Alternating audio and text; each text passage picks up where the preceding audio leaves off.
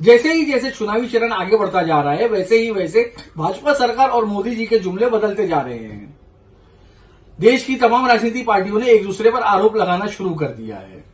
अब तक का धर्म के नाम पे राजनीति हो रही थी और अब तो कांग्रेस पर आरोप लगाया जा रहा है कि अंबानी और अडानी ने कांग्रेस को ट्रक भर भर के पैसे भेज रहे हैं।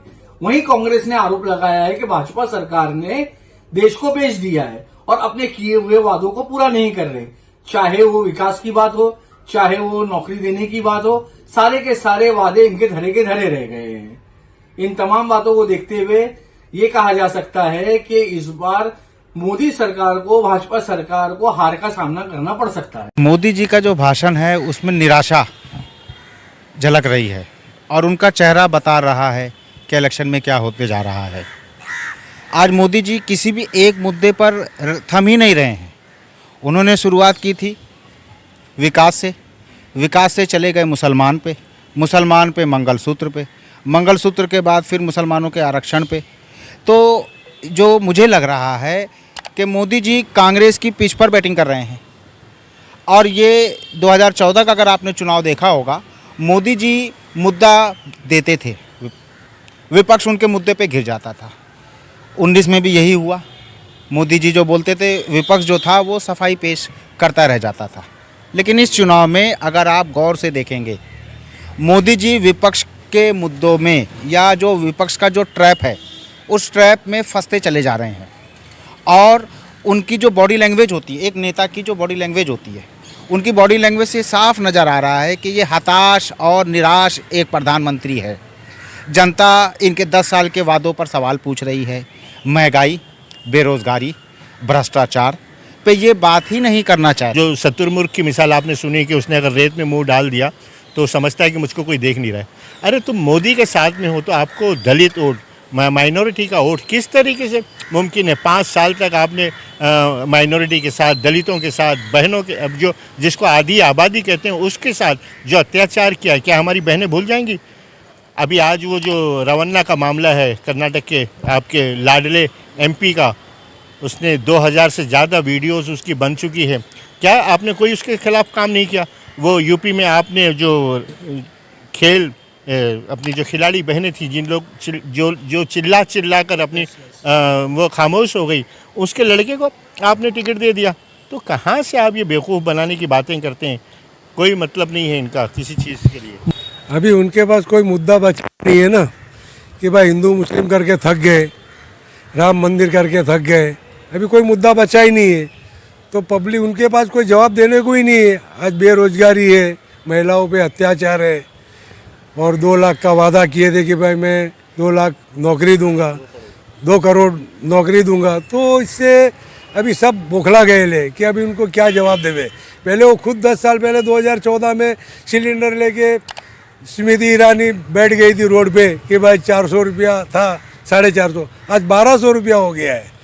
आज कितनी महंगाई हो गई, बेरोजगारी कितनी हो गई, महिलाओं पे अत्याचार, किसानों पे।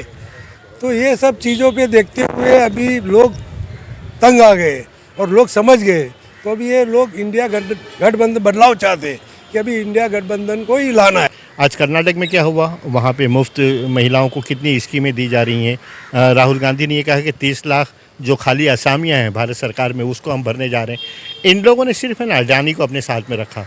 अडानी के साथ में मतलब वो अडानी को दुनिया का सबसे अमीर तरीन इंसान बना सके, इसी तरीके की बातें इन लोगों ने की है। आज 44% शिपिंग, और आप देखिए जितने भी ये है जल ज़मीन और आसमान पे जो सीधे पोर्ट है, रेल है, सब कुछ अडानी को दे दिया। और कितनी हैरत की बात है कि अडानी जी का कल बयान हम सुनते हैं कि अडानी और अंबानी टेम्पो भर भर के पैसे जो है वो कांग्रेस को दे रहे हैं। कितनी मतलब बचकानी लगती है ये बात। अगर उस लहजे में तो हम उनको जवाब भी नहीं दे सकते। इतना बड़ा आदमी अपना होश और हवास खो चुका है। अफसोस होता है इन बातों से। ये तो निश्चित है, मतलब आवाम ने ये फैसला लिया कि सरकार इंडिया की ही बनेगी। एनडीए अपना वजूद खोता जा रहा है। प्राइम मिनिस्टर जिस तरीके से अपनी बातें कर रहे हैं उससे बिल्कुल साफ़ हो गया। आज वो टेम्पो पे आ गए हैं और अडानी अंबानी की गोनियों पे आ गए हैं, फिर मंगलसूत्र से बात करते हैं। तो ऐसा लगता है कि वो एज अ प्राइम मिनिस्टर नहीं, कोई पंचायत का सदस्य बोल रहा है। देश में नौकरी देने की बात तो बहुत दूर, लाखों नौजवान सड़कों पर बेरोजगार घूमते नजर आ रहे हैं। और शायद यही वजह है कि इस बार जो नौजवान है देश में बदलाव चाहते हैं। बेसिकली हमारे लिए मुद्दा एम्प्लॉयमेंट होगा पहला, दूसरा मुद्दा है महंगाई का, तीसरा मुद्दा है भाईचारा। आपस में जो हम हर कॉलेजेस में, हर यूनिवर्सिटीज़ में, हमारे मोहल्लों में एक चीज़ देखते हैं कि एक जो तफ़रका और एक जो आपस में एक फूट जो पैदा हो गई है, इंशाल्लाह हमारी कोशिश ये रहेगी कि हम अपने वोट से, हम और हमारे जैसे युवा जो हमारे जो साथ के हैं, जो हमारे कलीग्स हैं, हम एक बदलाव लाए। हमने 10 साल एक अपॉर्चुनिटी दिया इनको, इनकी सरकार बनी, 10 साल चली। अब इंशाल्लाह कोशिश ये रहेगी कि दूसरों को मौका दिया जाए। 10 साल में इन्होंने जो करना था वो किया, वो तो हम सबके बीच में है, मगर अभी हमारे लिए ऐसा है कि हमको एम्प्लॉयमेंट ज़्यादा ज़रूरी है। हमको आपस में जो प्रॉब्लम्स नहीं चाहिए, और जो ये लोग सोशल मीडिया पे जो सारी चीज़ें फैलाते हैं, जिसके वजह से हर रोज़ आप सोशल मीडिया खोलेंगे तो आपको कुछ ना कुछ नया देखने मिलेगा, जो पता नहीं कि कभी किसी दलित के लिए होता है, कभी किसी औरतों पे होता है, कभी किसी कम्युनिटी को लेकर टारगेट किया जाता है। वो सारी चीज़ें बदली होनी चाहिए। तो उसकी वजह से हमारा ये बार का मन ऐसा है कि हम इंडिया अलायंस को वोट करें और एक बदलाव देखें। अगर हम बात करें दक्षिण मुंबई की, जहां पे एक तरफ उद्धव साहब का कैंडिडेट है तो दूसरी तरफ शिंदे साहब का कैंडिडेट है, दोनों तरफ से आवाज तो शिवसेना की ही आ रही है। लेकिन देखना यह है कि आने वाले दिनों में मुस्लिम बहुल इलाकों से क्या यामिनी यशवंत यादव बाजी मारती हैं या अरविंद सावंत बाजी मारते हैं, ये तो हमें 4 जून को ही पता चलेगा कि दक्षिण मुंबई की जनता ने किसे अपनाया है। अच्छा, मुंबा देवी की बात करूं मैं, लीडरों की तो बात जाने दीजिए। एक पान वाले हम लोग खड़े थे, कुछ लोग थे, तो मैंने पूछ लिया उससे कि भाई इस बार क्या रुझान है। तो बोले जैद भाई मैं तो पान बेचता हूँ, दिन में 100 लोग मेरे पास आते हैं, 100 में से 99 लोग ये बोलते हैं कि हम अरविंद सावंत जी को, यहाँ की मिसाल जो है उसको वोट देंगे। और बोले मेरा चैलेंज है कि मुंबा देवी सबसे ज़्यादा वोट अरविंद सावंत को देगा। जब एक पान वाला चैलेंज कर सकता है, मतलब देखिए एक आम लोगों का ये रुझान है, तो लीडरों की तो बात अलग होगी। मेरे सोच के हिसाब से अरविंद सावंत जी को कोई नुकसान नहीं होगा, क्योंकि यहाँ की पब्लिक, दक्षिण मध्य मुंबई की जो हमारी कौम है, पब्लिक है, आवाम है, वो सब जानती है और समझती है कि हमें किसे वोट देना है। उन्होंने बदलाव का सोचा है, तो बदलाव में सिर्फ हमें एक ही कैंडिडेट दिखता है जो इंडिया अलायंस का है, अरविंद सावंत जी, और मेरी समझ से वो भारी बहुमतों से ही जीतेंगे। सर, मुंबई में अगर आप देखेंगे तो लोकसभा की 6 सीटें हैं और उसमें भारतीय राष्ट्रीय कांग्रेस पार्टी 2 सीटों पर चुनाव लड़ रही है, उद्धव जी की शिवसेना 4 सीटों पर चुनाव लड़ रही है। और जो मुंबईकर 7 साल से कारपोरेशन का वोट नहीं दे पाया, हमारी जो यहाँ पर दिल्ली में मोदी सरकार है और शिंदे जी की महाराष्ट्र में सरकार है, ये सरकार कारपोरेशन इलेक्शन करने की हिम्मत नहीं कर पा रही है। ये इनका डर और खौफ बता रहा है। मैं समझ लीजिए 30 साल से मैं राजनीति को मैं देखता हूँ, राजनीति में मैं इन्वॉल्व रहता हूँ।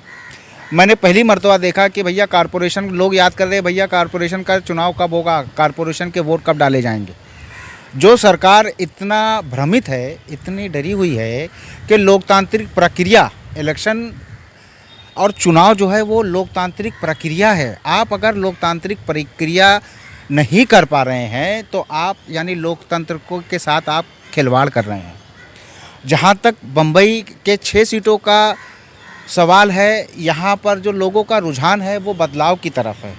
लोगों को यहाँ पर विकास चाहिए, रोज़गार चाहिए, अच्छी शिक्षा चाहिए, और जो महंगाई का स्तर है, बेरोज़गारी है, इलेक्ट्रिसिटी के जो रेट बढ़े हुए हैं, मुंबई का इससे त्रस्त है। और मुझे ये लगता है कि मुंबई शहर के अंदर एक क्लीन स्वीप होने वाली है। इंडिया गठबंधन एक तरफा यहाँ पर जीत की तरफ जा रहा है।